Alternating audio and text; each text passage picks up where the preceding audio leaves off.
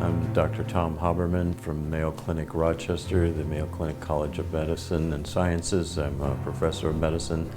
I've been a member of the Lymphoma Research Foundation Scientific Advisory Board since 2004.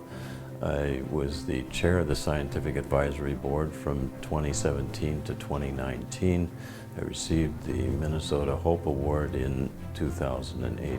A caregiver is a multifaceted situation, and I have defined this and have thought about it in terms of R's. And the first R's is reflections of my last 40 years of taking care of lymphoma patients. And in that, I recall different times patients and their families or the members sitting next to them asking, what can I do? And a caregiver literally, the most important role is just to show up, to be there, to be present.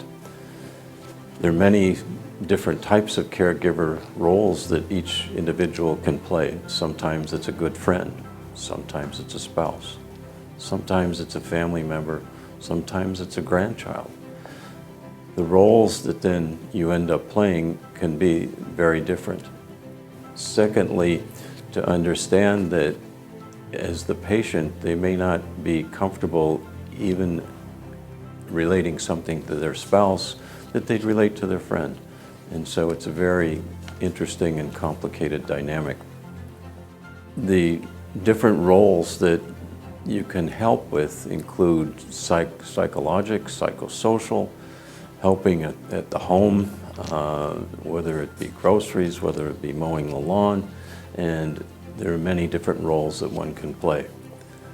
The second R is realize.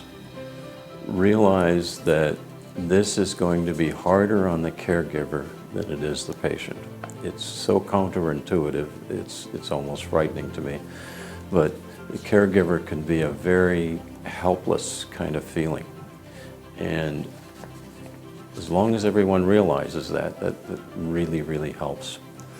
The third R is resources. So where can you go as a caregiver?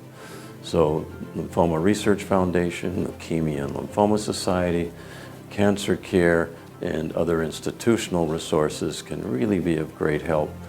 How do you get to them? You get to them through the social workers at institutions, you get to them through friends, and you get through other contexts, or even just sitting in the lobby or sitting in the chemotherapy unit. The next R is resiliency. And resiliency has something to do with both the patient and the caregiver. And what are those things that we can all rely on, or what makes up resiliency? And so these can be in the form of communication, walks, exercise, and these are the kinds of things that can just really, really make a difference. Lastly, the reality of the day issues. And the reality of the day is that this can be, and the COVID-19 pandemic has really brought this out in ways that we never conceived. But there's long distance caregiving, and there's being present caregiving. The communication strategies have changed just dramatically, and things such as Zoom and other mechanisms on the computers have really opened the world up.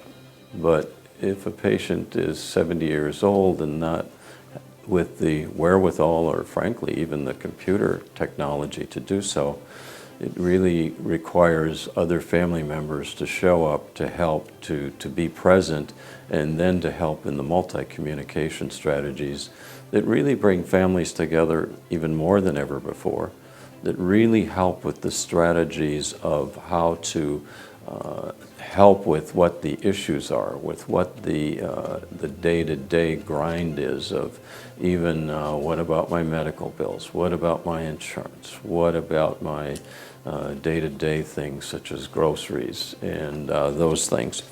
What about my prescription refills? And so this really it is a very, very complicated thing, but I've kind of reduced it to the R's, and I think I've communicated this to different patients at different times.